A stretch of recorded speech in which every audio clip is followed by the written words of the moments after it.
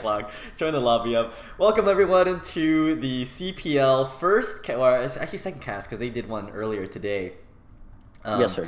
But yeah, so welcome to CPL Season 3 Preseason. My name is FlaShFTW. Join alongside me tonight.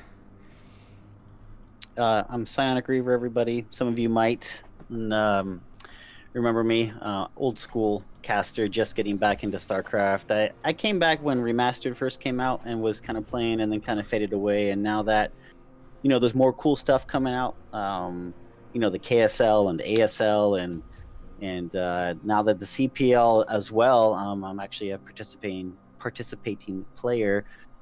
I'm looking to get back into casting a little bit, playing a little bit, and getting back into the overall Brood War scene again. So Flash, thank you so much for inviting me along to your stream.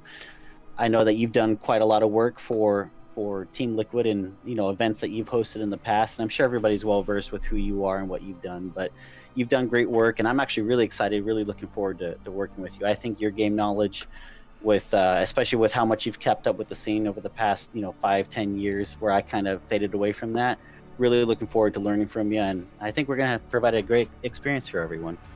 Yeah, great to hear that. You already know this. I don't know if many people know this. I used to follow StarCraft way back in the day, when the English casters were, Diggity, Moletrap, Classer, those people. And CPL was another guy who did casts on his own time, kind of apart from them, but someone who I was like, hey, this guy's super cool. I'd always want to follow him and cast with him. So here we are today. We finally made it happen, like 8 years later. 10 years later, yeah, 8 years later.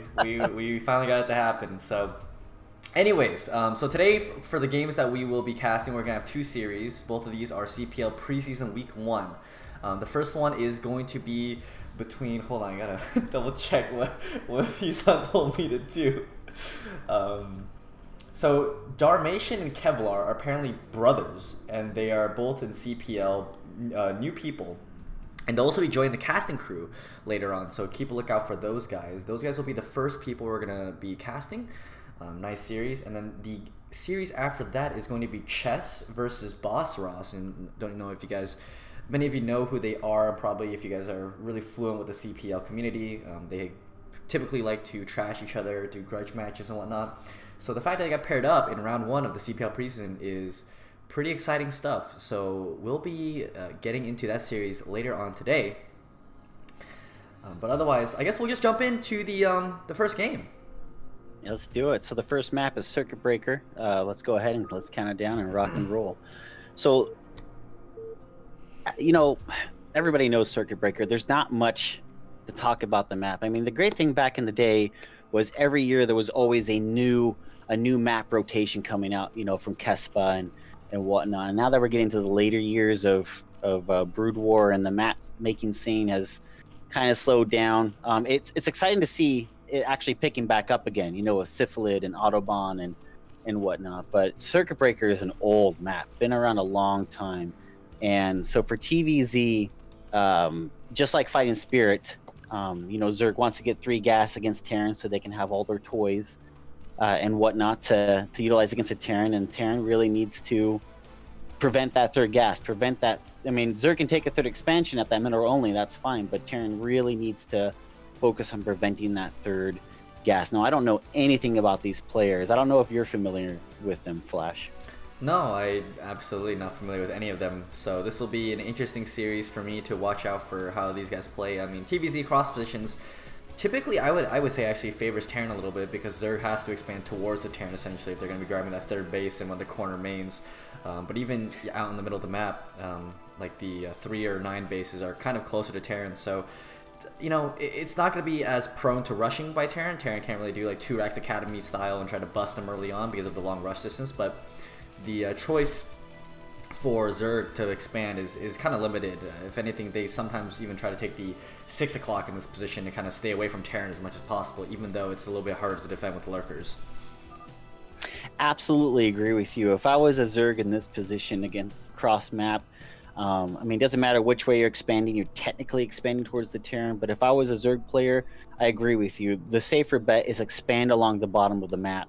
Reason being is you can position your army in the middle and still cut off Terran from running to bottom left to your main or bottom mid bottom to bottom right towards your expansion. So you can still, as long as you maintain map control, you can prevent Terran from getting to those expansions. The only thing is early mid game, where until Zerg starts getting a lot more mobile, with Nidus canals and whatnot, it's harder to, depending on what the Terran opens with here. If the Terran goes for the popular, 5 racks plus 1 build, Terran gets very mobile, very aggressive, very early.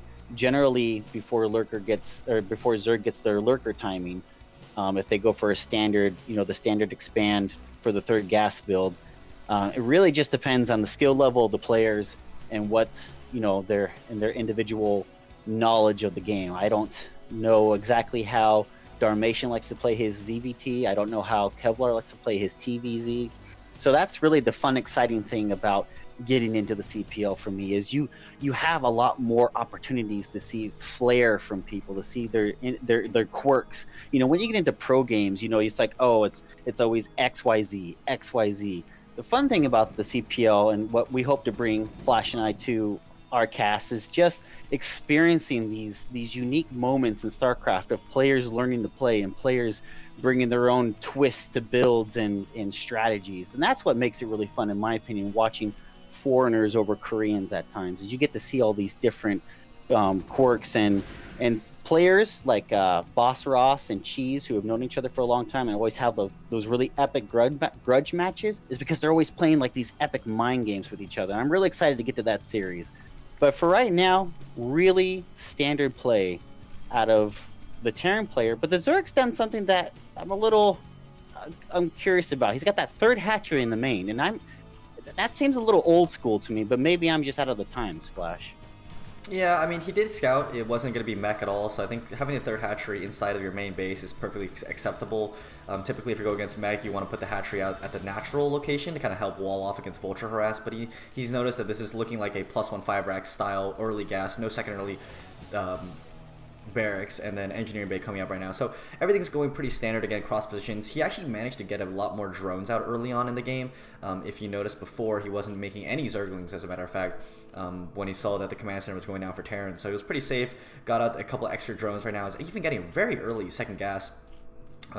Actually, this is pretty standard timing, but I'm actually a little bit curious to see where his drones went. He's got 11 drones in the main, 2 right now at the natural, but he's got to probably try to saturate as quickly as possible. And making that early sun colony here is actually a little bit inefficient for him, because he really wanted that to be a drone. And in fact, he sacrificed essentially a drone, 75 minerals on that creep colony and 50 minerals on that sunken upgrade. And it's not going to really do much, because Terran's not going to be able to move out across the map at all for fear of a backstab from Zerglings. So we see some inefficiencies, but I think it's pretty noticeable, especially at our CPL level, that there will be some times where small things like this one sunken right here, could have turned into other resources or other units. Well, think about it as well. It's a drone that was sacrificed as well that could have been mining minerals this whole time. I agree with you. It's the CPL, and there's going to be a little inconsistencies of play. And Inspire going down as well. I was thinking, I'm like, is he going for like an old school, 3 hatch build with Muta, and now that the Spire is down, and he's also getting the Hydralisk Den, so now I'm totally confused.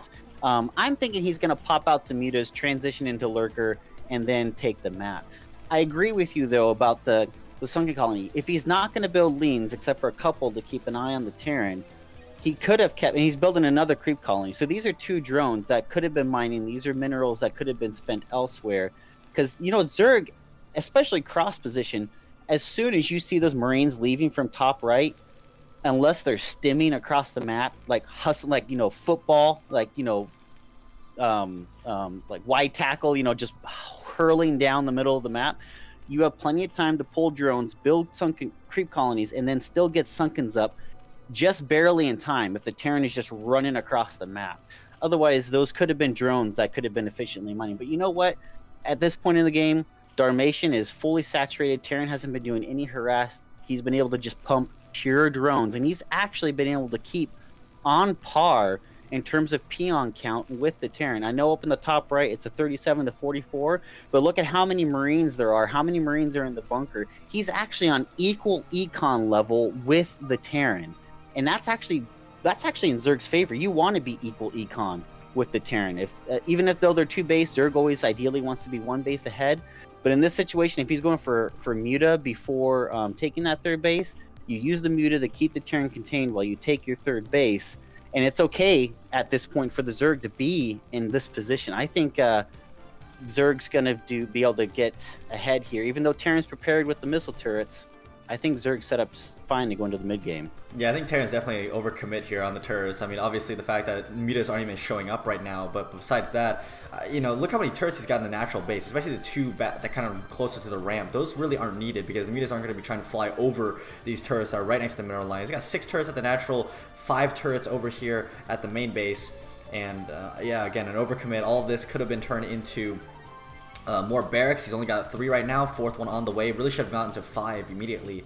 But on the other side of the map right now, we got 3 Sanghas already prepared for this Bioforces coming out. But it looks like it's going towards this top left main where we have a drone over here for Darmation, and he's now morphing lurkers. I don't think that's actually Marine tight. I think the lurker egg's got a little bit of a hole there.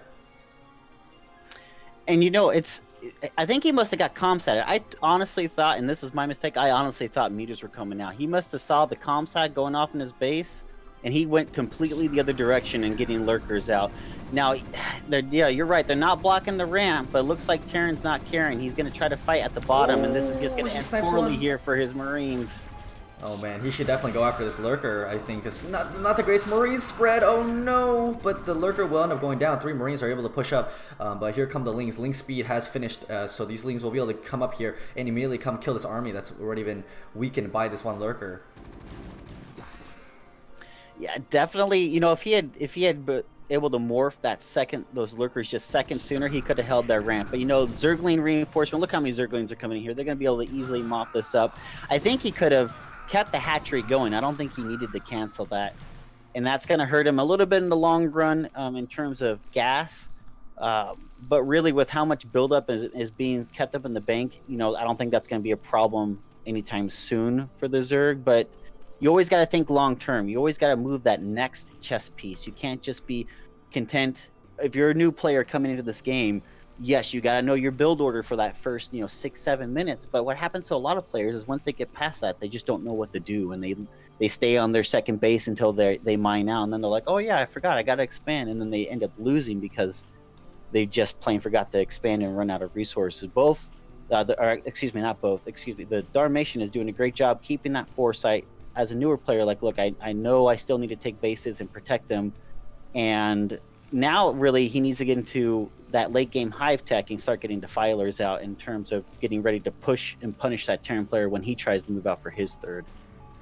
Yeah, we see this double evolution chamber now going out for Darmation with the hive being completed, starting up Overlord speed as well, and even getting a nice canal placed in his main. I mean, it's going to be safe from the tank fire and Marine snipes, but, it's not the most efficient. Really wants to put that closer to his natural more, I would say. But he's going to be well defended here at his third base with the lurkers up at the top of the ramp. Third base just about to finish. He's going to plop down the nice canal immediately and then be able to send drones through there. Meanwhile, we've got the science facility started, for Kevlarz, and 4 barracks pumping out. Really probably should, I would say, add a couple more. Definitely has room economically for that. But well, look how much he's got queued up in each rack. Like, it's okay to have 3 Marines queued up in your barracks, but when all 4 of your racks are 3 queued. So that's 150 minerals per barracks tied up, and then you still have another 1,200 in the bank. Yeah, it's time to start putting down a few more barracks, especially if you're going to be doing Marine. An SK Terran is what I feel like is coming out here. He's going to get the science vessels, a couple tanks, which is, you can't go wrong with SK Terran. It's a great staple build to learn the game off of, especially if you can figure out Marine control and learn to do that.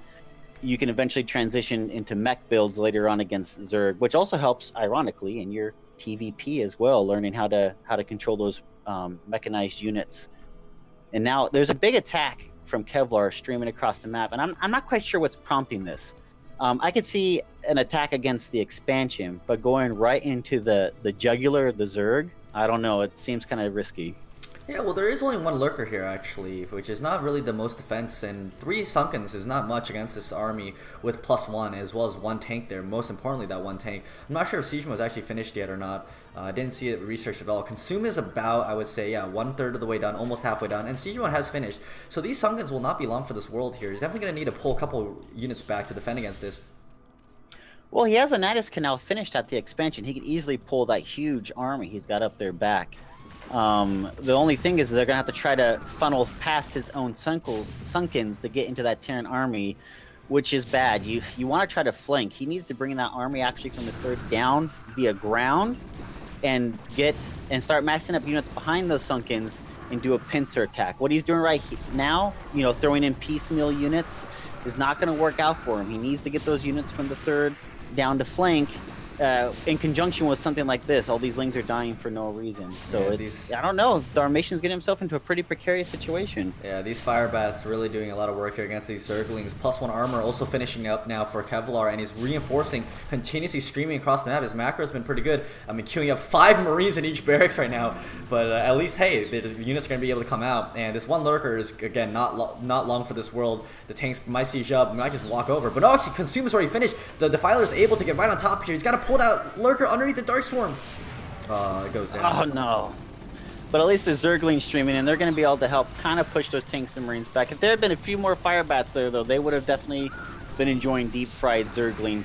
But, you know, he's pulling back. He's getting the rest of those reinforcements. He's got all the time in the world. He knows that he killed, I think. No, there's still 2 more Defilers. I apologize. But there's nothing for those Defilers to munch on. And really, Darmation, he did exactly what I said he shouldn't have done. He funneled all of his units from that Nidus to reinforce, and they just got channeled and slaughtered. Needs to have flanking to remove a Terran infestation like this. Oh no, and these Defilers looks like they're gonna get sniped off by these Marines as well. The tank's doing a pretty good job shelling from the back.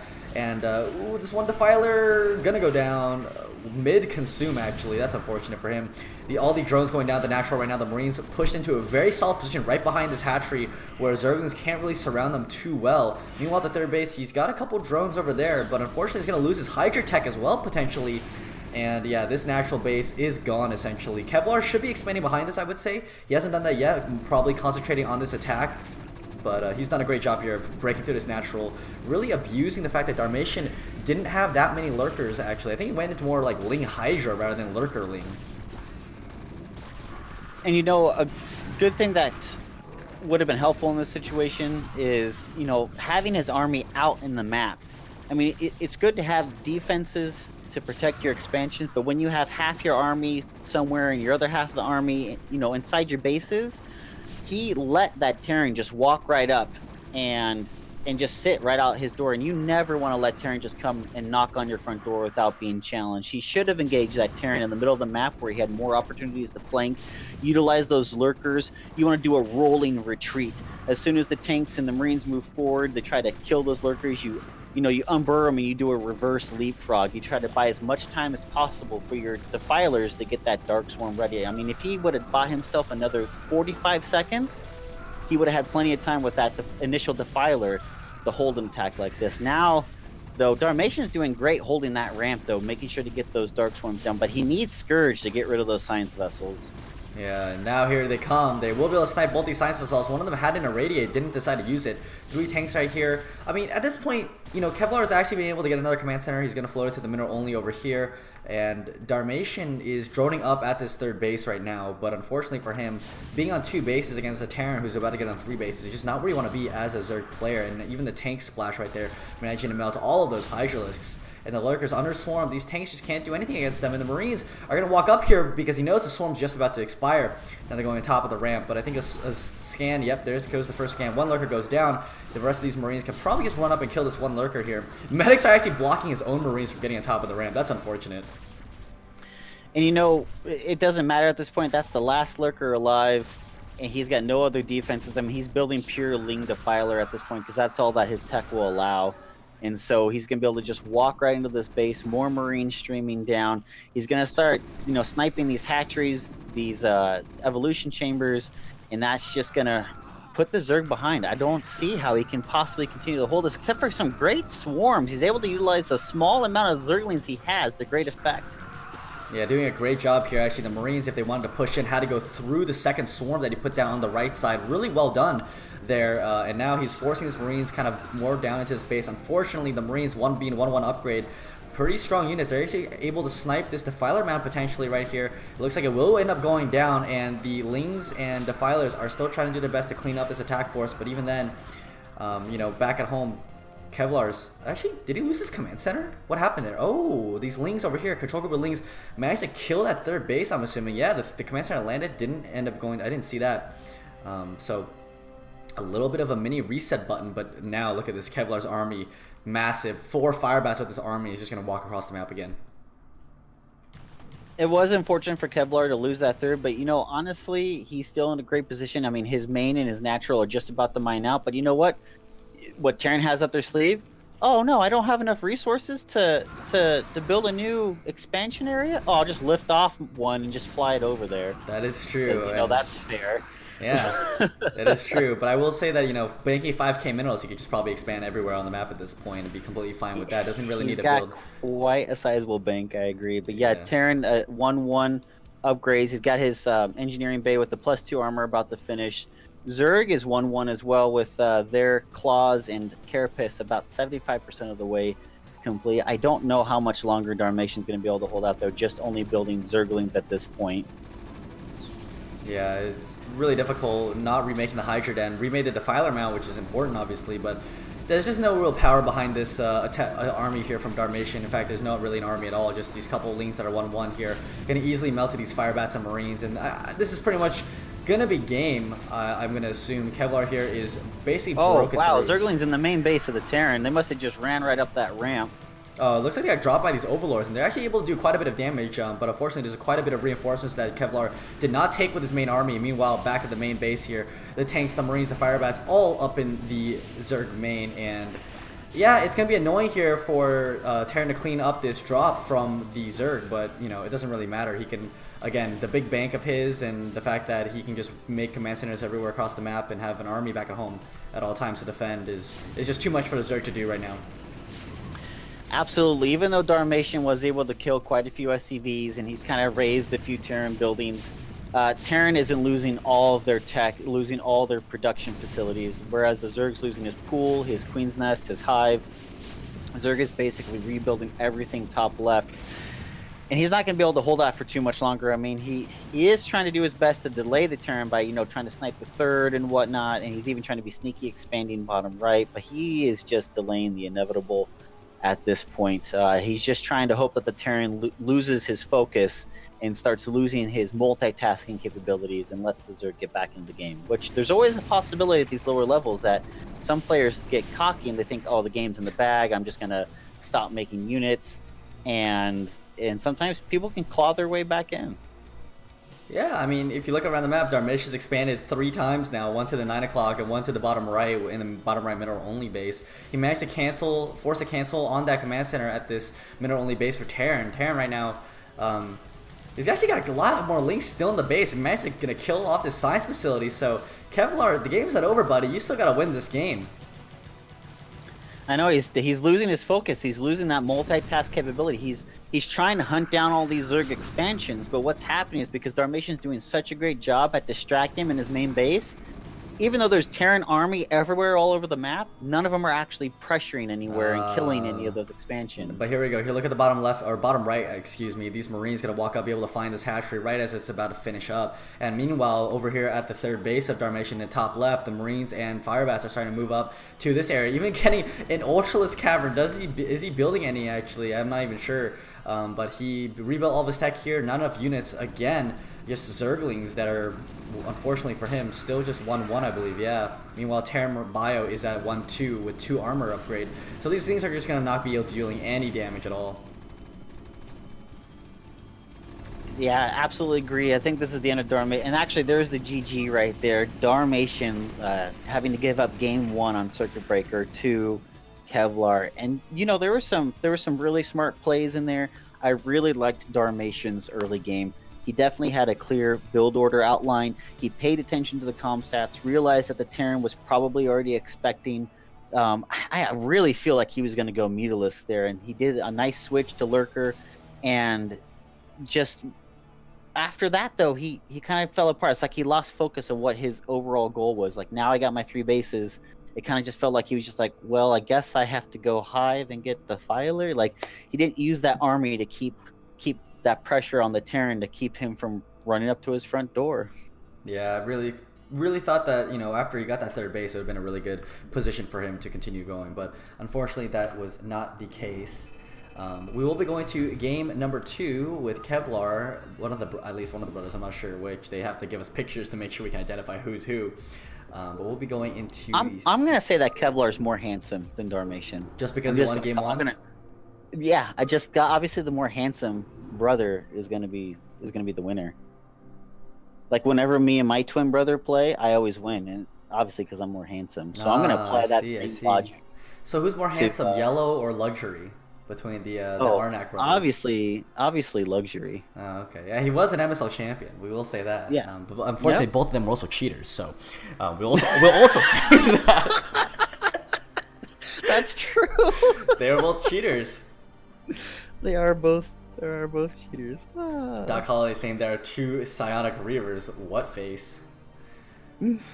Oh boy. No, his name was Stim 007, and I was a CPLreaver. I like the name. I thought CPLreaver was always a really good creative name. Well, funny story is, so back in the day, I was actually known as, this was 1999, I was actually known as Soul Reaver because of the video game Soul Reaver with Kane.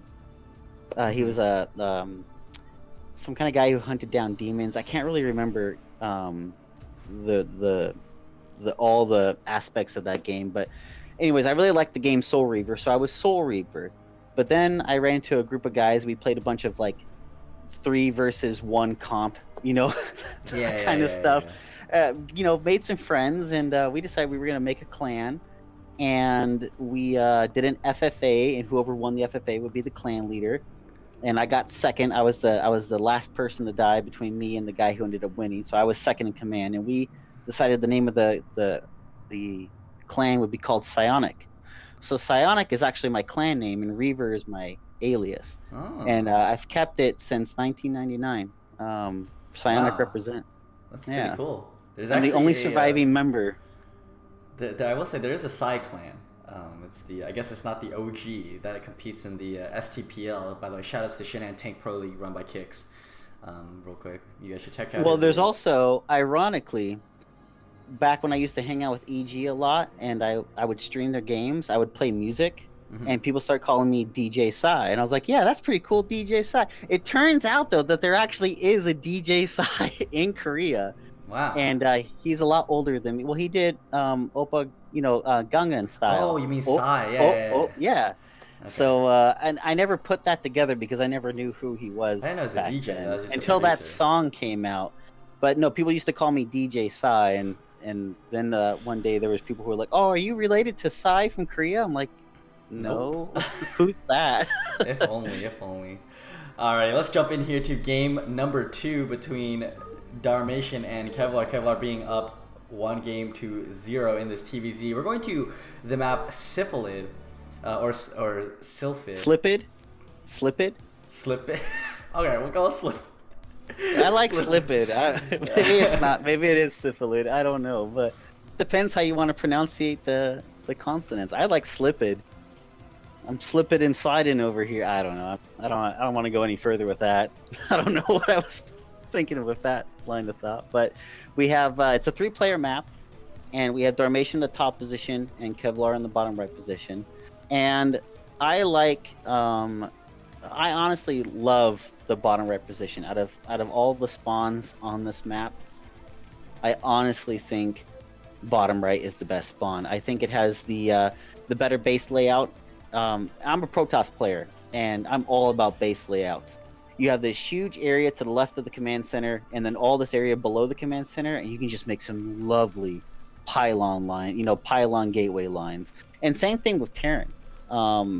Whereas the other bases, the top and the left, it gets really funky sometimes how the bases contort. And I think, honestly, I've been trying to do like counts of how often people who are in bottom right win versus, you know, other spawns. And some of the higher level games, I would say bottom right, I think, wins more often than not. Interesting enough here, we see a 10 racks coming out from Kevlar. Not really the typical 8 racks aggression that we normally see, but instead this was a 10 racks into a 10 depot. So definitely a interesting choice here. Should probably take a look at Wikipedia for that build order. Probably should notice that 8 racks is by far the better, a little bit better. I guess it's more economical, but I don't know. Well, I don't like the position this barracks is in. If he wanted to do a proxy, he's just hoping the Zerg's bottom left. Whereas if he had just gone in the middle of the map, just a little bit further north, that's a better one. It's closer to the entrances on top and left. Whereas down here, I mean, I guess it's more unlikely for a Zerg to scout that, but it's still a decently long walking distance to where the Zerg is. So I don't really know how beneficial this proxy racks is gonna be for Kevlar. Yeah, I'm not sure. I think he should have probably put it, you know, up towards where that inside 12 o'clock base is. Oh, it does get scouted. Yeah, it does get scouted. It's on the scout path, yep. Yeah, but he will notice that the Zerg is at the top base, and unfortunately for him, with where the barracks is positioned, it's a very long walk all the way up there. By the time the units get there, the spawning pool will be just about to finish, the hatchery will be able to finish, and then he'll just be able to put out non-stop Zerglings from that. And unfortunately, like I said, yeah, we probably should have seen the barracks placed more up towards the top left, so that it's kind of equidistant from both the top base and the left base. But as we see, the hatchery just about to finish right now. The SCVs are about to start plopping down those bunkers, and we should probably see a drone pull coming out soon from Darmation. Here's the drone pull. He's pulling every single last drone. Uh-oh. Well, if you really want to make sure this doesn't work, you kind of, I mean, I know the consensus is, you know, only pull enough drones to make sure it doesn't succeed so you don't kill your econ, because if you notice, Darmation's not mining at all. But in this lower level of play, I mean, you can't risk that bunker coming up. But he shouldn't be focusing on the bunker. He's losing drones to these Marines. Yeah, unfortunately the micro here, not the greatest, but he will manage to push this away. He managed to kill both the SCVs, but hopefully, you know, he's going to be able to hold this off with the wings. Are finally able to come out. Here come the drones. They're going to finally pick up all of these Marines. But yeah, I mean, think about how long he wasn't mining for. Might even should cancel this third hatchery that's building just so he can start building more drones out of all these larvae. Absolutely, I agree with you. I mean, well, it's a double-sided sword. I mean, he's gonna need that hatchery to make more drones, you know, when his econ does get back up.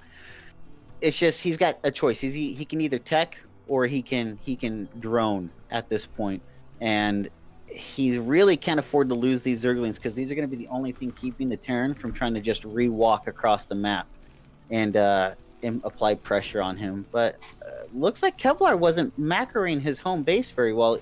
He's just only now finishing a second barracks, which actually isn't finishing at all because he killed the SCV.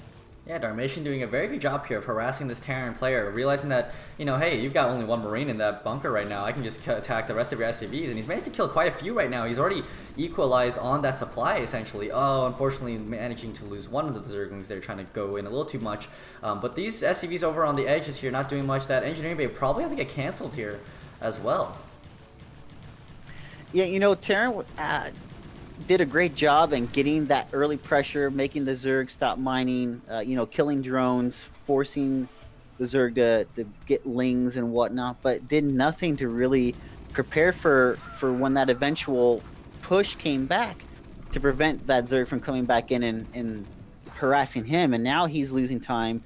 You can kind of see it in the way that he's building up minerals. He's just now getting his gas. He's building super close, super condensed. He's actually going to probably play scared for a little while until he can get an army built back up. And that's actually the breathing room that Darmation needs to get his drone count back up, to start getting the gas mine and getting his tech going. Honestly, I wouldn't be surprised if Darmation goes for early lurkers. I just heard a Marine die. I'm not sure where that was. That's kind of weird. But yeah, again, these Lings getting in here doing a lot of damage to Kevlar's economy, his timings and everything. He's managed to cancel this or stop this barracks from producing, managed to kill this one Marine. Oh, 5 HP. Almost. One Marine away. But yeah, like I said, I mean, Darmation's kind of just starting to roll into the game a little bit better. He's got the layer up right now. Might start Ling speed soon at some point. He's making a couple more Lings, just a couple at a time, just so he can get that pressure on. You know, doesn't want to overcommit on Zerglings because he realizes that there's a bunker up, and he doesn't really think that the Lings can get a good surround on it enough with the position of that bunker. At this point, I think Kevlar's playing a little bit too passive. And the reason why is because he's had those Zerglings in his base, and like you said, his whole mojo has been thrown off. Like, look, he's throwing up turrets thinking that there's Mutalisks coming, or, I mean, possibly there could be lurkers, like I mentioned earlier. There could be that lurker surge, but now he's playing so scared that he's trying to prepare for everything when he doesn't really know what's coming at him. He's not scouting. He's not getting ComSat to determine what could be coming his way. And in this time, Darmation, all he's doing is drones and drones and more drones. He's getting ahead in the econ game. He's got 2 bases. Kevlar is going to be very timid, I feel, in trying to take his second, and I feel he's going to just get overwhelmed by Zerg units in the next 2 to 3 minutes. Yeah, I mean, this economy of Darmation is definitely just skyrocketed now that both of these bases are almost fully saturated in terms of drones. He's going to have 9 over here at the natural base, and it looks like he's sending 2 more back to the main, which is going to get him 10 drones there. 18 drones mining minerals, really powerful economy. And meanwhile, on the other hand, it looks like Kevlar's only got like about, I don't know, 14 or so SCVs mining minerals, and he's going up to 4 barracks now, even getting finally getting his academy. He's going to have to get a ComSat to scout what the hell Darmation is doing. Darmation getting that Spire up, he will have Mutas, so he will be able to get a lot of map control with those Mutalisks, getting a second Sun Colony just to make sure that whatever Kevlar is trying to do is not going to be able to really pressure him too much. Well, you definitely don't want to play too cocky. I mean, Darmation could have built no sunken colonies knowing, like, oh, I got the Terran contained, but that's when there's a proxy factory that floated somewhere, and then you got like 3 vultures in your mineral line killing a bunch of your drones, and you're trying to chase it with slow Lings. Like, that's a Zerg's worst nightmare. So it's you know, I'm not going to fault him for playing safe in this situation, especially since he got opened up against with, you know, a cheese, I don't want to say cheese build, a rush build. It's just unfortunate for Kevlar. I feel he did great with that opening. He just didn't have the follow through in the long-term planning on, okay, what do I do in case this fails? I think he was really banking on it succeeding, which is why his mid game is now suffering. He did not get an adequate follow-up prepared in his mindset on what to do in case it failed, and now he's suffering the consequence. Yeah, I noticed that this academy not even lining up at all. No stim, no range on these Marines coming through. And he started the factory. Again, this is just a weird one-base game that Kevlar has decided to opt for. These Marines out here, a little bit overextended. The Lings are going to get a couple kills, and they should probably retreat right here. Yeah, there we go. There's the retreat. Getting a couple of those Marine kills, really nicely done. And the Mutalisks are... Oh, they're in the base right now, just diving right on top of these turrets. Probably not the best decision. Probably could have microed a little bit better, but now he's just going after the SCVs instead. The 2 turrets at the top there do go down. He needs to pull these Maritas back. Yeah, they do not go really well head-to-head against those Marines, but at the same time, he's using this map pressure that he has with these Mutalisks. And that's decent muta micro right there. Yeah, that was some pretty good micro there. He's managing to pick off these SCVs, building these missile turrets, and now, again, he's just going to be able to wreak havoc on this economy, getting to this nice little pocket where the Marines are a little bit more hard-pressed to get through, dude. This just wants to make sure he keeps these alive. Remember, this is the map pressure that he's going to have. If these Mutalisks die, Kevlar can try to push out across the map with the Marines. Notice that the macro's not really that great from Kevlar, though. His barracks aren't lighting up that often, and he doesn't have that many Marines. So Darmation is just in full control of this game at this point, getting that 3rd base behind this attack. The only downside from that attack is, you know, Darmation let his minerals build up in the meantime, which, you know, it's tough. I will admit, muta micro can be tough because you have to try to manage your home game and the muta micro. You know, you never want to sacrifice your long-term macro for a few seconds of micro benefit. He knows he has the upper hand. I mean, obviously you don't want to lose those Mutalisks, but he could have flown in, done some damage, flown out, make sure his home base is being taken care of, and then fly back in. You never want to overcommit on micro because then your long term suffers. He is doing great now, though. He's getting his tech up. He's getting that hive going. He's getting his lurkers going. Honestly, I feel like he doesn't even need to go any further than this third base. He should start planning on ending the game when Terran tries to move out to take his natural. That's when he'll be the weakest, is trying to set up defense for the natural. Yeah, and once again, Darmation here poking out with these mutas, just shaving off a couple of Marines one at a time. He's got a lot of links right here to pressure this natural base, and Kevlar's really just never going to be able to get a natural base up at all this game, essentially. And now pushing out the Lings and the mutas are able to, again, push back this Terran force, and he's going to be kind of sandwiched right here behind this little choke that he's got to defend behind. But again, that choke is now being a double-edged sword. Yeah, you know, Darmation can't really push through it, but at the same time, Kevlar's kind of getting contained in it as well. He's got that one siege tank out, but again, no tech for him, no science facility, no irradiates whatsoever. And it's just really hard-pressed to find any way for him to kind of establish himself into this game. The third base just now finished for Darmation as well. Hive tech is finished, getting that Overlord speed upgrade and probably drop soon as well. He hasn't really gotten the rest of his upgrades that he wants, like Ling Adrenal Gland upgrade and the Defiler Mound at all. But again, he's in a perfectly fine position right now for himself, and he's really just going to take this game really slow and patiently, making sure that he's maximizing his chances of winning. Absolutely. He's going to wait for the Terran to make a mistake. There's no need for the Zerg to just move, I feel, into the Terran position. This is great, though. He sees those tanks kind of exposed out of position. Definitely want to keep those numbers down for when he does decide to crash into the Terran base. Really, at this point, he can bring down... he doesn't need the drone anymore. He can just bring down a huge army of Hydra, Lurk, Ling, Muta. If he's got the Filers, that's great, but I think he could easily bust the Terran without Dark Swarm at this point.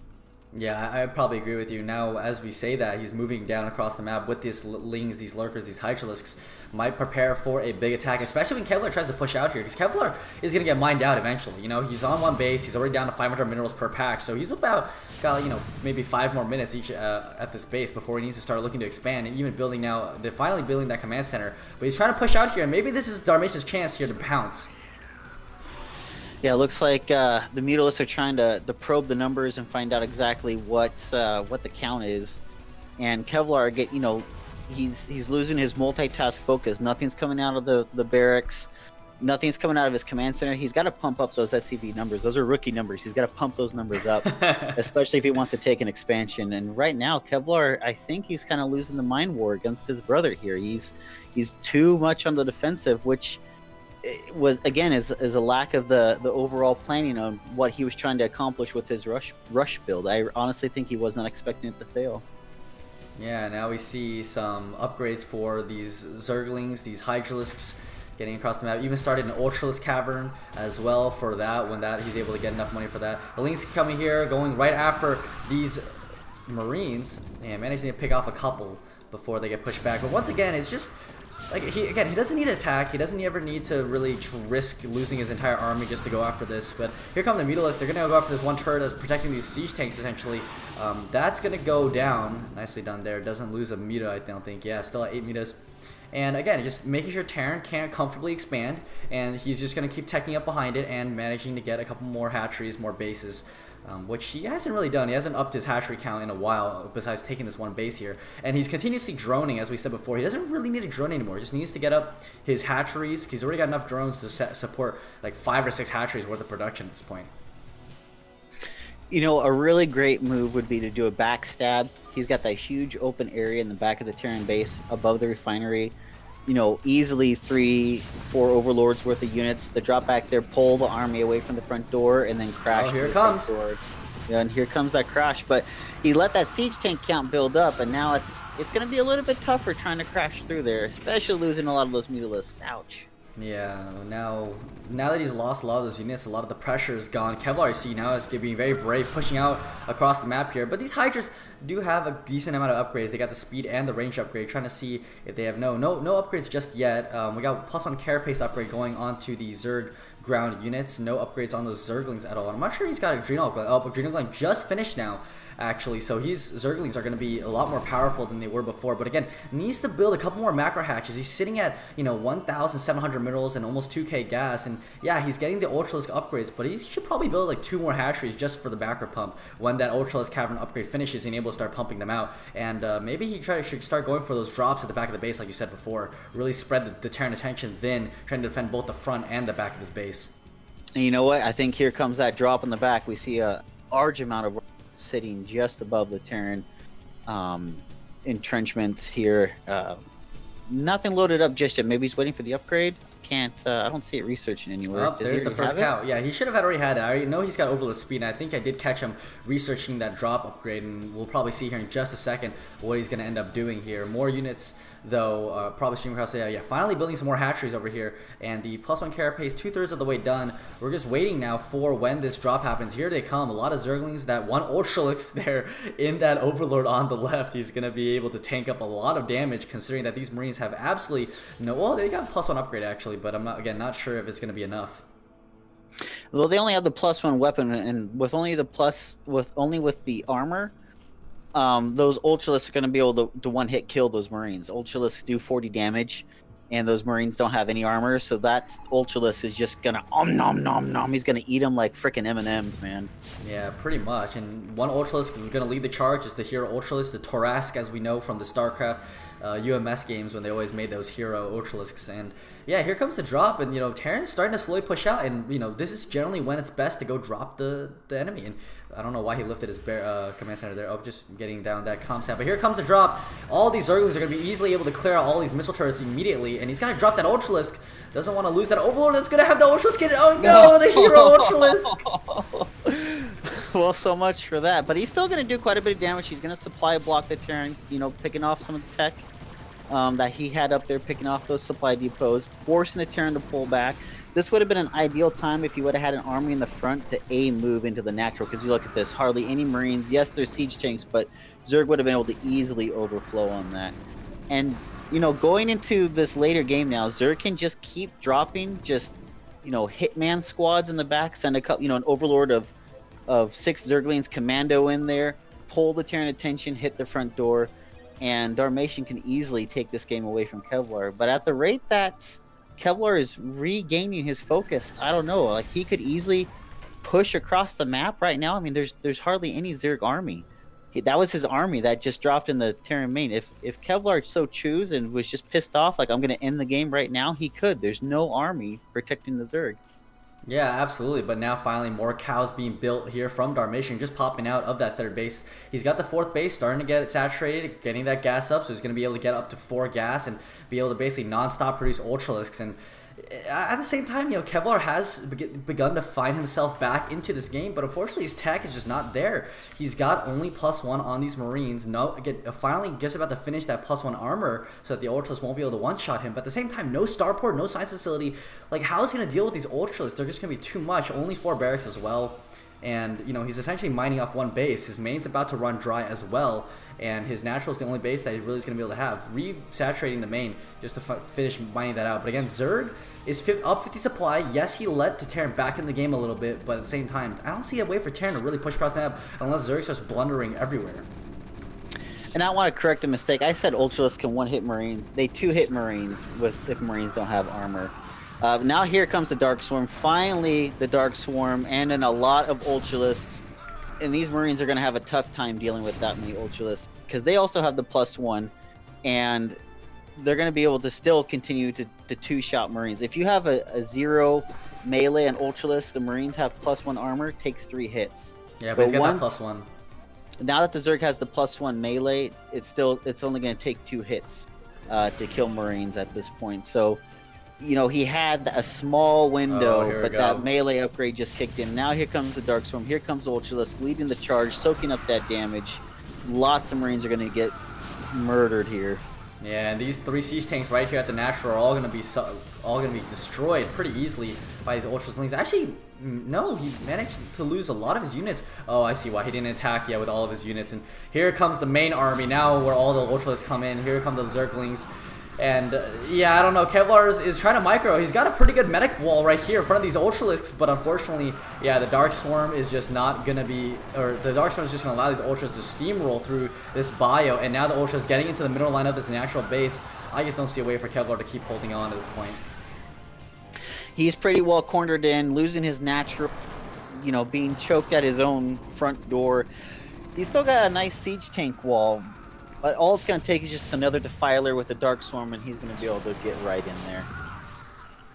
Yeah, and funny enough, if you look at the 6 o'clock position, Darmation has got a flock of Scourge here, even though there's absolutely no starport tech from Kevlarz. He's only finished the starport just now. I guess he's just gonna suicide them all into a command center when it lifts. Oh, he picks up all the Zerglings and the Overlords. Running out to kill the Zerglings, he picks them all up and drops them right on top of the tank. The Zergling bombs right here. Yeah, these tanks look like they're gonna be all but destroyed here. Yeah, the Zerglings with that Adrenal upgrade picks all of the tanks up, and now he's just got like what, 4 Marines left? Oh my goodness. Yeah, you know, really, there's not much else the Terran can do. He's lost his natural pretty much. His main is mined out. You know, I have to give admiration to Kevlarz. He's not throwing in the towel just yet. He's trying to figure out ways to take this game back in his favor. I just don't know if Darmation's going to He's got a great medic wall, I will say right here. The reason not taking any damage whatsoever. Okay, finally the hole's starting to show. Too many units now out here. The Ultra's bugging out a little bit. But this will be the last of Kevlarz's army, essentially. And, I mean, I will say his medic walls have been pretty good. Well, you know, that's all they're good for at this point in the game. When you're trying to plug a hole and keep those Zerg units from streaming in, you gotta utilize every dirty trick in the book as Terran, but it's just too much for him. Yeah, and that's gonna be game number 2. So now we're gonna be all tied up 1-1. The brothers. I wonder how long they've been playing, because me and my twin played for like from 1998 to about 2004. That's when I started consistently beating him a lot more, and he kind of got tired of it and left the game.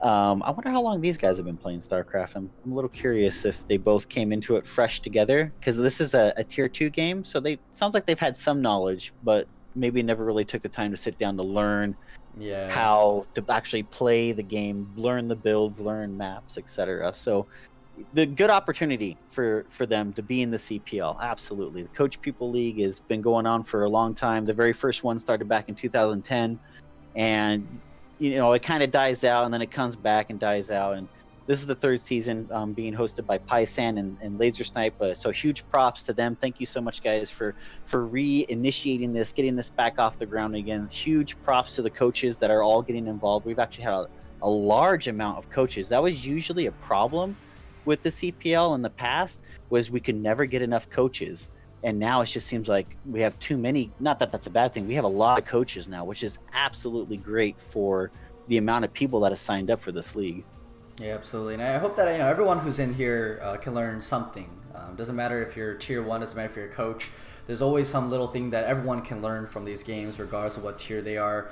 And because every game has something to learn from, and whenever we do these casts, and again the CPL, we obviously don't expect these players to be on the level of like Flash or Jadon or whatever and play perfectly, but there's always some things that we can point out and say, hey, right now in this position these players could be doing this, they could be doing that, and it helps to reinforce that, yeah, these are kind of the general ideas that you want to be progressing in your game for all players, including myself. Even though I'm not the best player by any means, I can always learn from these replays all the time, and doesn't matter what skill level you are. Every game has something to teach you. I think that's what's really important about CPL, is that you can play with a tier 2 player if you're tier 1. You can play with a tier 3 player if you're tier 1, and you all can learn together. Absolutely. Let's go ahead. The 3rd game's on Polaris. Rhapsody. Yep. Well, it's an O though. There's no I. Yeah, it's kind of weird. Sorry, I'm a nitpicker. We have Darmation in the top left as Zerg, and Kevlarz in the bottom right as Terran. So now this is a 2-player map, and it's very deceptive. People, it's a 2-player map, it's going to be small. No, actually, this is a really long map. I know it's kind of narrow, but it's actually pretty long. And so some people think they can like do rush builds and whatnot on this map and be able to be effective with it, and you can be. There are lots of places to be sneaky as Protoss and Terran, it's deceptively long, and some players feel like, oh, I can get away with a rush build, and then it doesn't end up working out in their favor because of the distance. It looks like Kevlar though is gonna go for it Uh-oh. again. Yeah, hopefully this time it's actually an 8 racks, not a 10 racks, because last time that was a little bit of a weird build, needless to say. But hopefully also proxy this barracks not right over the line of the Overlord Scout, because it's kind of looking like where it's going. Or actually, That would be very unfortunate for Kevlar. If you Nope, are going never to do mind. any kind of He's got depot. oh, okay, he's just getting a really early scout. I'm quite sure why. He just wants to get a really early scout. I was going to say, if you are going to do any kind of a rush build or a sneaky build, I hesitate to use cheese because I think it gives a negative mindset to people. I think they just, when you say cheese builds, people have a negative image of cheese. They think it's because the other player is bad, but that the only way they can win is by doing this sneaky build. No, it's just in StarCraft, if you don't prepare for the sneaky builds and you lose to it, it's because you didn't do proper scouting, or you didn't properly prepare for it, or you went for too greedy of a build. There are ways to beat sneaky builds with safe builds and come out ahead.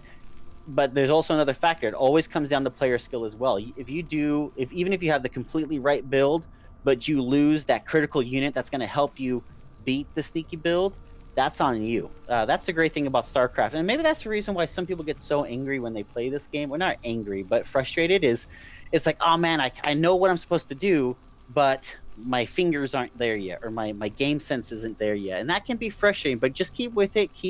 You'll remember for next time, like, okay, next time I just got to be a little bit faster, just be a little bit more careful. And that's the great thing about StarCraft. Like you said, Flash, it's all about, in the CPL, doesn't matter what skill level, learn from every mistake that you're seeing, whether you're watching a low-level player, because there's high-level players that still fall to that kind of stuff. I mean, we see it in the ASL all the time.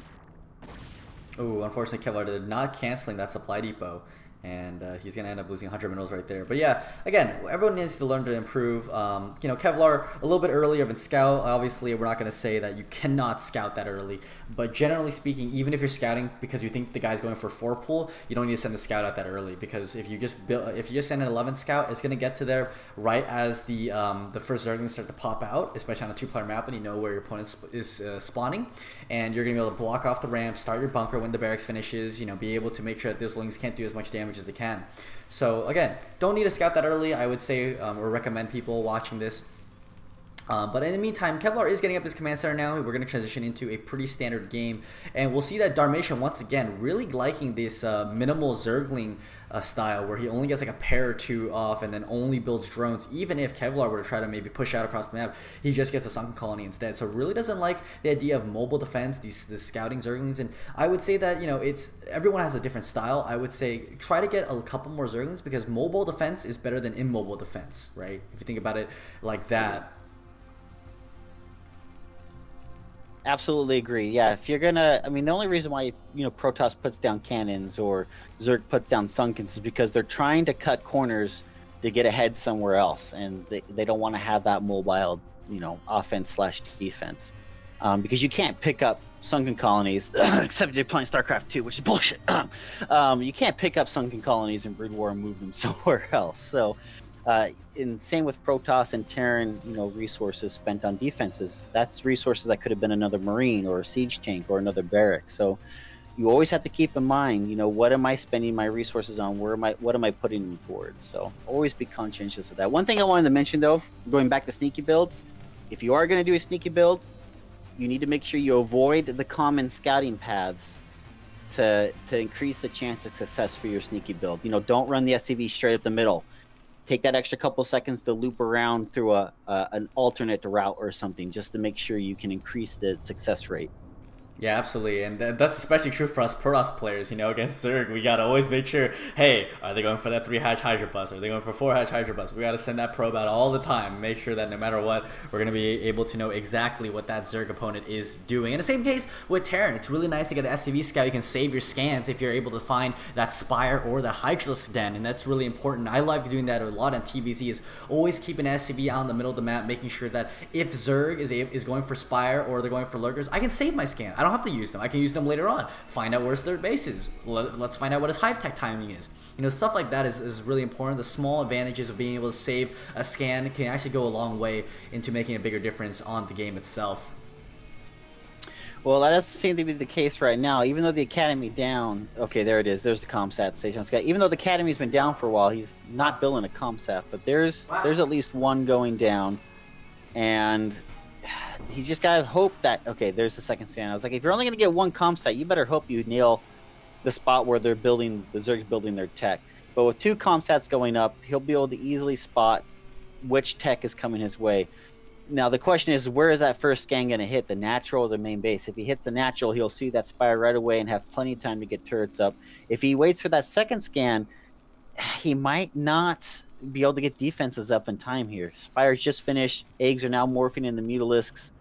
He could be facing some pretty serious pressure soon. And looks like the turrets are going up. Looks like he was able to see that Spire, and now he's preparing accordingly. So I'm kind of curious what transition Kevlarz is going to go to into the mid game here. He's only got 3 racks, so he could still easily do a mech transition. But after the kind of play we've been seeing from him, doesn't seem like his style. So I probably shouldn't have even said that. Yeah, Darmation right now getting some more Mutalisks out. Not pressuring with them just yet. The first scan didn't see them. They just saw the natural base and saw that there's 4 sunken colonies.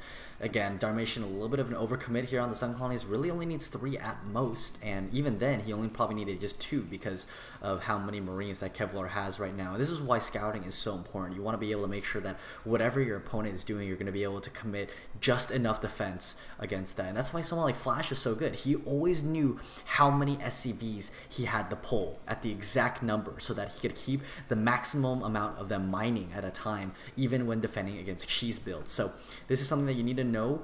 Keeping these early Zerglings to kind of just poke in, find out how many Marines your opponent has, is really important to know when you need to throw down those sunken colonies. Because if the opponent's Marines are sitting at their base, there's no reason for you to build sunken colonies at all. But now we see the Mutalisks coming out across the map here for Darmation. Yeah, absolutely agree. Those are 4 drones that could have been still mining and keeping the econ going. But again, at this level, I mean, with how much buildup there's going to be anyways in terms of the minerals and gas, he's just playing safe, which, there's absolutely nothing wrong with doing that. There's just little nuances that will keep, for someone that's watching replays or listening to these casts, the only reason why we point out those things is because we're just trying to get everyone else aware of things that you can do to help improve your game. I mean, we're not just trying to harp on these guys and say everything what they're doing wrong. We're trying to point out what can be done more efficiently. There's always things that can be done more efficiently. And, decent Mutamicro coming out of Darmation as well, utilizing that high ground ramp to lose vision just briefly from those Marines so he can punish them and thin those numbers a little bit. The more Marines you thin out, the less chance that the Terran's going to want to walk across the map to come attack you. Yeah, once again, we got the Queen's Nest just about to finish. Probably going to start Hive here in a second, and as well as the Hydralisk Den is finished, grabbing a 3rd base for himself. So everything's going Darmation's way at this point. The Mutalisks were able to kill off a decent amount of that Kevlarz army, and this is what I'm talking about. I think that he might want to go up to 5 barracks in the future instead, because he really wants to be able to pump out more Marines. Unfortunately for Kevlarz or Darmation, I think he lost a couple of Amitas there. Heard the Amita death sounds. And nicely done. Yep. You're picking off SCVs, building that starport, delay that tech. Yeah, definitely good to get in the main, get a good scout. How many barracks are there? What kind of tech does he have? I mean, the Mutalisks are great for attacking, but they're the best scouting unit a Zerg has. And Zerg versus Terran, they're so fast. They can get in, get out, give you that information so that you can properly prepare for what's coming in the mid game. And so he has a good idea. Well, there's only 4 barracks, 1 factory, starports is coming up. I probably have time to push out a few more rounds of drones and not worry about the Terran coming in and attacking me. And I think that's exactly what Darmation is doing, is he's getting nope, he's actually pumping out more Mutalisks and Hydralisks. So he's already got the Zerg saturation in the main and the natural. But taking that third base, he's gonna need to transfer some drones down there. Should be thinking about pumping out another round of those little miners. Yeah, definitely should do that. And he's getting a lot of hatcheries now. He's going up to 5 hatcheries, getting a macro hatch here at the third base. I think this is a good idea. Really wants to be able to make sure that he can also just make Zerglings there in order to defend against any kind of Terran push that comes out. Hive is finished now.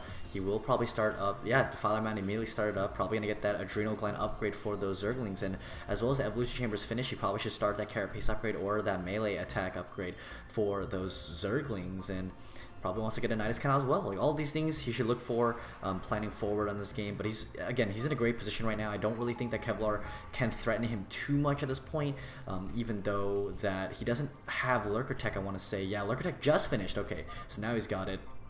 But Kevlar might start to look for aggression now that his science facility is almost done. He's got the first couple tanks out. Oh, is the tank trapped actually?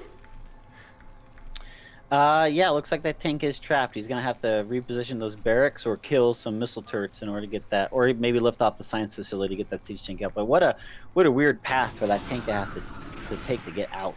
Looks like Kevlar hasn't noticed because he's currently pushing across the map. He wants to go kill that third base. I believe he must have comsatted that. I missed it.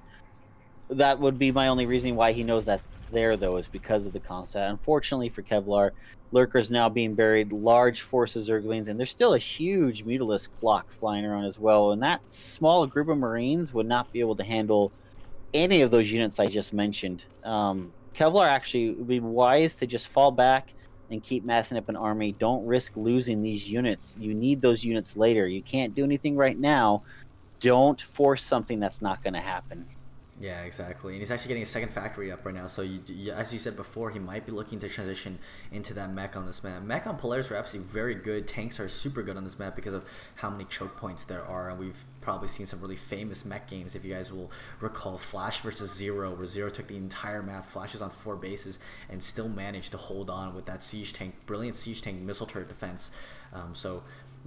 We might just see him go into that style, but again, here comes a lot of units from Kevlar. He's got that 1 siege tank, which is really important. Will Darmation be able to find the Mutalisk micro in order to pick this off? Well, he's going to waste a lot of comsat pushing in here on just 2 Lurkers with 1 siege tank. I mean, he is going to make it happen, but, it's those Lurkers picking off those 4 Marines, Mutalisk coming in, picking off the siege tank from the rear. It's, the choke points can work in the reverse. If you're not prepared with a significant force to actually get your way in there, as you can see, he got bottlenecked himself, and now he's lost his only unit that was going to let him get in there, that single siege tank. If you're going to do that kind of a push, it's risky just using only comsat. Should have waited for a science vessel, I think. And honestly, I'm going to go back to my earlier analysis. I think he's pushing out too early. I think he's being aggressive way too early with too few units. He should focus on possibly just slowing it down, maybe taking the third, securing a late game econ, and then start massing up a giant army. Yes, that's going to let Zerg continue the tech. Yes, that's going to let Zerg get his upgrades and his defilers. But Kevlar can't afford to be picking fights with an army that isn't prepared to have a fight right now. Yeah, absolutely. And again, he's never going to be able to break through this choke point here, especially now that this Dark Swarm, the Defiler route with Consume munching on these Zerglings. And he's just never going to be able to break this attack until he's got enough of a tech advantage like Science Vessels and Siege Tanks. But at the same time, he can try to limit Zerg and how much that Zerg can expand. I don't think that Darmation is looking to really expand anywhere else on the map. I really think that trying to maybe go for that 12 o'clock middle only, and then maybe even that top right double gas base would be great for him to do right now.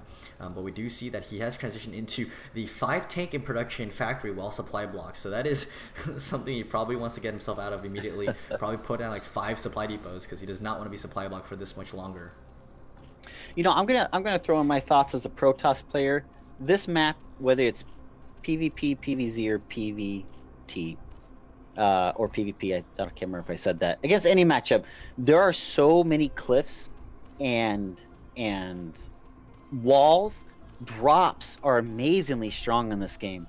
PvP, you drop in, you can, flank all the way around. There's always those little ridges on the back. You can sneak in units and go in and snipe pylons or what have you, or storm drop. This is a great opportunity, actually. Kevlarz, now that he actually does have a decent sized army, now that Zerg is not pressuring him at his front door and he actually has map control, this is where you start testing a Zerg's multitasking capability.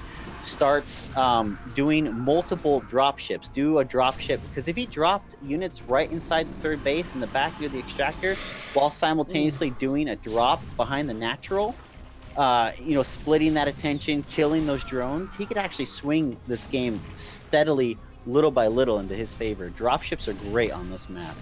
Yeah, I will agree with you there, but unfortunately decided not to opt for it. He's only got one starport as well, so wants to be using that to make science vessels instead. But he's got a really nice entrenched position now, especially managing to kill off a lot of those mutalisks, when the mutalisks kind of were just AI to aggro onto the marines. And right now he's got a good position. He's going to be able to kind of just snipe the units coming out here for Darmation. But Darmation, look at the middle of the map. So many Zerglings now pushing through. Yeah, lots of Zerglings pushing down. Unfortunately, they only just...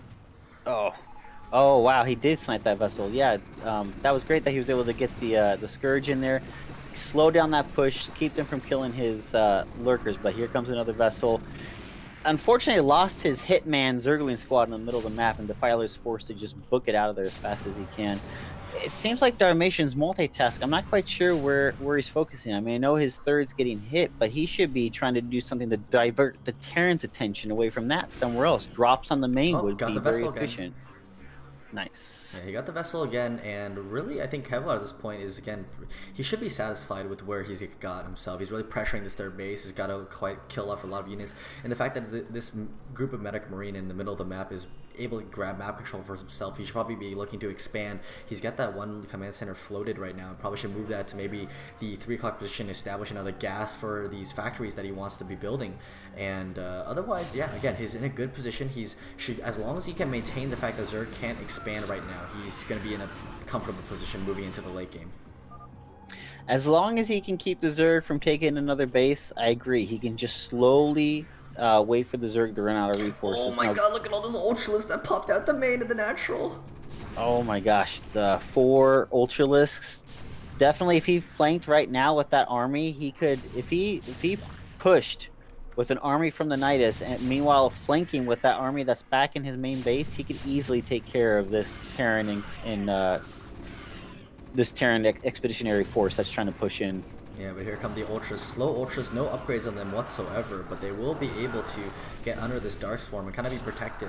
But yeah, there's no Defiler actually to put a swarm on top of these Marines, unfortunately. But the Ultras, here they come, are going to kind of run around. Ooh, not the best micro here from Darmation. Yeah, losing quite a few Ultralisks before they would even... I mean, he had a semicircle on those Marines. I think their AI was targeting the siege tanks, whether on purpose or by accident. It just sucks to see Ultralisks go down like that. But now here comes a Defiler. He's munching on some Zerglings. He's going to try to get a Dark Swarm ready to hold this third. Yeah, he's got to get it fast right now. These Marines are pushing it very quickly. At the same time, the Science Vessel above head is going to radiate the Defiler. But nice swarm right on top of those Marines. If he can get a swarm right on the siege tanks before the Defiler goes down... I don't like this. Yeah, he's just not swarming fast enough right now, and again, there's no units underneath that Dark Swarm. Terran can just push through once again, but again, another rally from that Nidus Canal from the Zerg here, so he's going to be able to once again try to survive and hold this third base. Meanwhile, Terran, again, not really expanding. He's doing a great job pressuring this force, but he's just not getting anything else done on his side of the map. Yeah, you know, he's getting in a precarious situation. Each mineral patch has less than 300 minerals left. I mean, he can easily float and take another base, and he's got a huge bank of minerals, but you never want to get into a position where you're relying on that bank because you forgot to expand. You want, if you're relying on a bank, it's because the map needs to be mined out. So he should be getting that command center down and preparing to, you know, keep his econ going. He's doing great though, irradiating those Defilers, keeping their numbers low or completely non-existent. And he might actually be able to just now take this third base. Huge force moving in, despite the Dark Swarm. Once again, a great medic wall. The Ultra's not able to get underneath the Dark Swarm. There they go finally. And now I think that he will be able to clean up this attack. And yeah, there it goes. Finally, cleans up the third base. But again, a big force back at home for Kevlar. We'll see him if he decides to push maybe that 12 o'clock base that Darmation's got right now, or just again use that army for defending. But again, Darmation has stabilized. He's finally managed to keep this third base alive.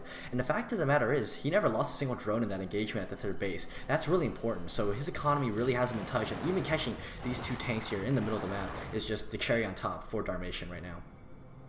You know, Kevlar could have abused this the positioning of the wall to his advantage. I mean, just to the right of that Nidus Canal, he could have sieged up siege tanks and actually been able to siege those sunken colonies and that Nidus from across the wall. I mean, just simple things like that. Every Terran player needs to be aware of, how can I make this more advantageous for me so I can get into a position such as this, and that would have definitely worked out for him. Cutting off reinforcements from that Nidus, he could have left those tanks there with Marines in front of him to hold that ramp while he pushed the rest of those units into the third. But now up in the top right hand corner, Marines making a desperate last stand. One medic blocking the Ultralisk from picking off those Marines. That's just great. I don't know if he's doing it on purpose or if it's completely by accident, but now the medic completely disappeared and is now letting the Ultralisk through. Poor guys. Yeah, I will say Kevlar's medic micro this game has been very good. Using those medic walls have been very effective. But now, look at this. Now that he's brought the attention of Darmation over to the top right base, he's now pushing in here with these units to the third base once again. And there's actually no defense here, no defiler, no nothing. Looks like, yeah, look, Darmation's just going to head home with all the drones, just run to the Nidus Canal and just sack this base. Realize that his army is out of position on the map, but now he's going to go for this backstab here. But again, too many units for Darmation. Yeah, Darmation losing that third, even though he took the mineral only, losing that third gas is going to be tough for him. Ultra's coming into the Terran natural here, but, you know, with nothing to back them up, they're just going to get focused and picked off here. Even though they are thinning the ranks a little bit, Ultralisks are very, very expensive. Kevlar should be very happy, like, oh, I'll trade 12 Marines for 5 Ultralisks any day. Like, the ratio is definitely in Kevlar's favor there. And now that he's taken out the third gas, I feel like the game's slowly swinging more and more steadily into his favor. Yeah, but actually, on the other hand, we just have to realize Kevlar just mined out across both of his bases. He's got no mining whatsoever. He really needs to take a third base. And remember that if Darmation can continue to just trade armies, even if it's inefficient, as long as he continues to whittle down the army of Kevlar, he's going to be able to take this game because he's not going to be able to mine anymore. So this is a very precarious position for Kevlar. He needs to make sure that he doesn't miss micro here at all. If one missed micro could lead to the end of the game. And even look at this, a big doom drop looking in the works for Darmation, but there are quite a few missile turrets here to defend against a doom drop at the top of this main base. Well, this is also very risky. By doing a doom drop like this, Zerg's committing the majority of his army to this attack, while Terran is starting to barrel down to knock on his front door. If this drop doesn't work out in pulling the Terran army back, the Terran could just go for a base trade here. Oh, but here comes the drop. Darmation looking for a hole. There's no holes really. This one missile turret able to fire down on these overlords, and now he's found an area where there are no missile turrets. He's gonna start dropping. Oh, managed to lose one of the overlords though. But here it comes. Had a defiler in there. Drop. Yeah, but this big drop looks like it's just gonna get on top of everything here, and I just don't see a way for Kevlar to really hold on here. One tank at the back doing quite a bit of damage actually. Yeah, that actually worked out in his favor, having the tank spawn on the back, but Zergling's able to fit through the cracks, get in there, take it out, and these units were actually mopped up decently because the Ultralisks were focusing on other buildings instead of units. Kevlar bringing the entirety of his Terran army back to defend his base, but actually this drop didn't do as much damage as I'm sure Darmation was hoping for. Yeah, Darmation actually doesn't even have the Ling Adrenal upgrade, so that's a big mistake right now. You know, this has happened in Pro Series as well, when people have just kind of forgotten to get that Adrenal Gland upgrade on those Zerglings. And I remember, I think Killer forgot it against the game against Mind, I believe, one of the ASL games. We all pointed it out. It was just a travesty that he ended up forgetting to get it. But at the same time, this has been great for Darmation. He's forced the Terran to retreat his entire army back here to defend, and now he's able to really secure that top right double gas base as well. Got a ton of drones transferring from his main and his natural base, but he's not mining at all either now, basically. Well, actually, no, never mind. He's got that third base, I forgot, at the top, 12 o'clock. But he needs to continuously make an army, keep whittling down Kevlar's army, because Kevlar is starting to lose the rest of his bank. He's only down to 1.5k minerals now. Absolutely. You know, Kevlar is thinking like, oh, I still have 1,600 minerals in the bank. I'm fine. I don't need to expand. I can still kill Zerg.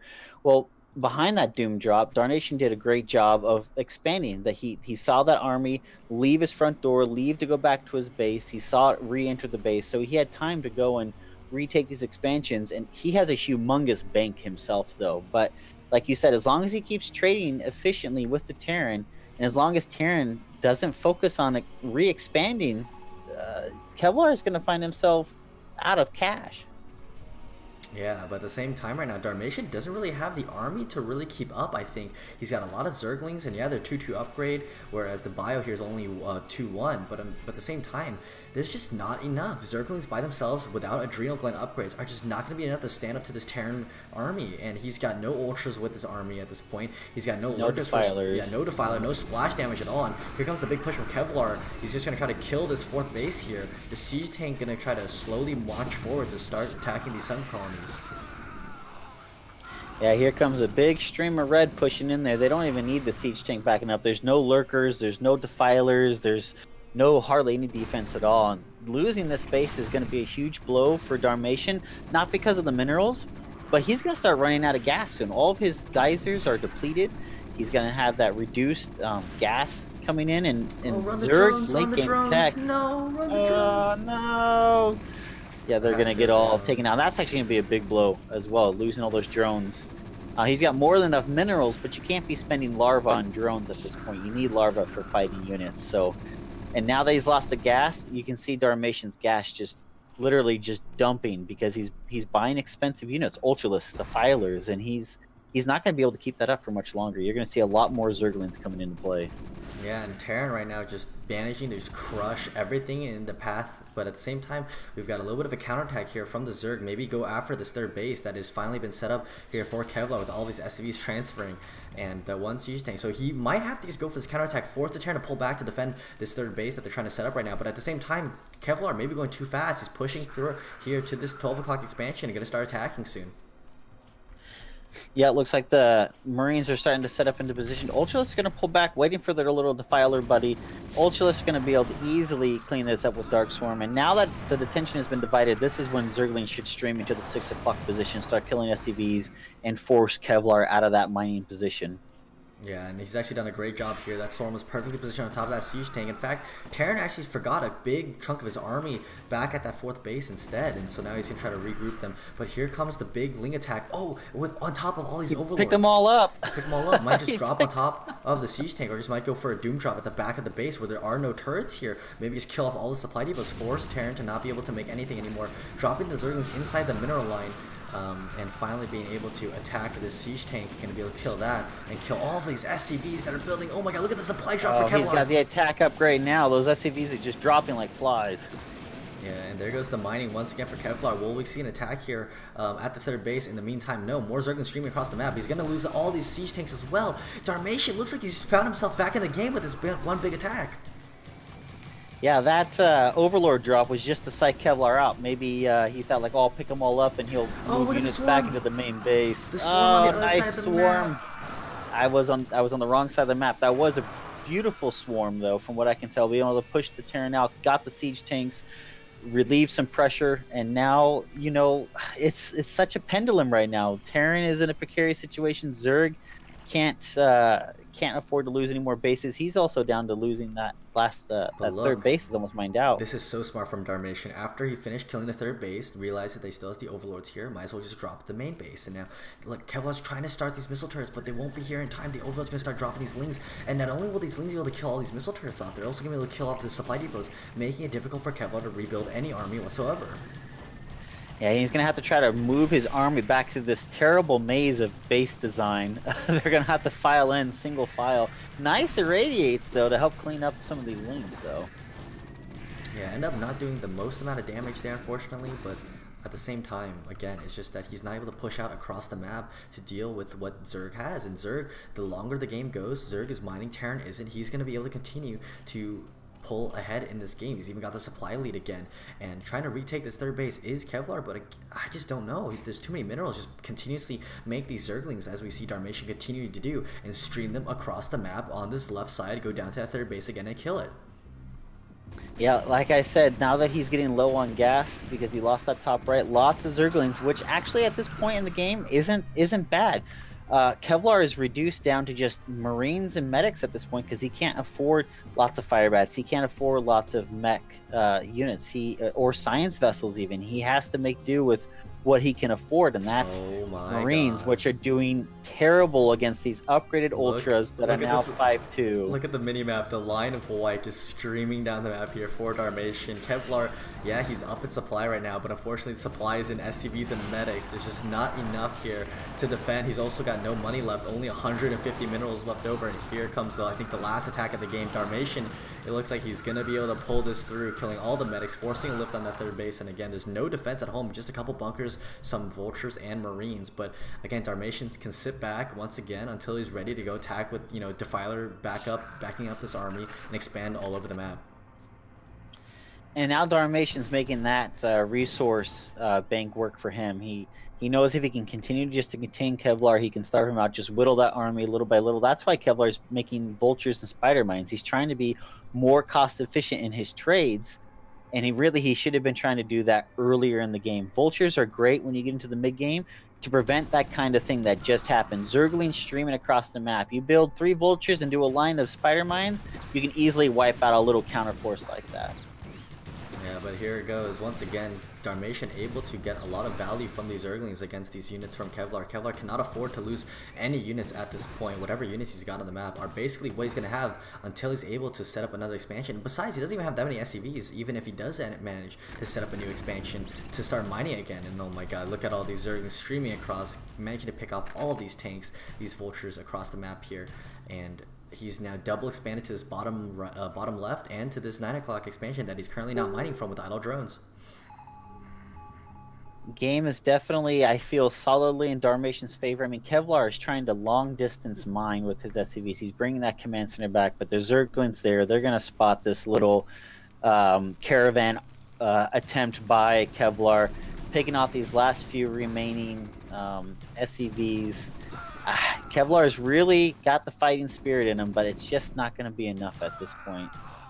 Yeah, because if he lands his command center back at this third base, guess what Darmation's going to do? Send his entire army back down there to kill it. More Zerglings streaming down to reinforce, single Ultralisk brother, commanding them. I think Kevlar is thoroughly contained in his main base now. He's got to be thinking, well, what the heck do I do now? Yeah, just streaming Zerglings. Zergling OP, guys. Cracklings are pretty solid, except I don't think he has Cracklings. Cracklings are the most cost-efficient unit in the game. Artosa says it all the time. Like nothing beats Cracklings in terms of cost and efficiency. Yeah, nothing does. I still don't think he's got the adrenal gland upgrade though. Yeah, he doesn't have it. Oh dang. Yeah. Well, he doesn't need it. He's just now finishing it. GG. Oh, as the game ends, so Darmation manages to pull, after that devastating game 1, managed to pull it back in his favor. Yeah, really next time though wants to make sure that he's able to get that crack upgrade, because that upgrade just makes Zerglings like 5 times stronger than if they don't have them. So I think he probably could have ended the game a lot quicker if he had that upgrade. But anyways, he got the victory that he wanted. He wins 2-1 over his brother. Darmation will head into round 2 1-0, and looks like Kevlar's gonna have to fight his way back up from. I don't think there's a losers bracket at all, but he will have to fight from. No, this is all just for fun. It's for the coaches to kind of get a feel, because there's going to be a draft of players. So this is just to get the coaches a feel of who to keep an eye on, who they want to work with, who they feel they can best improve, etc.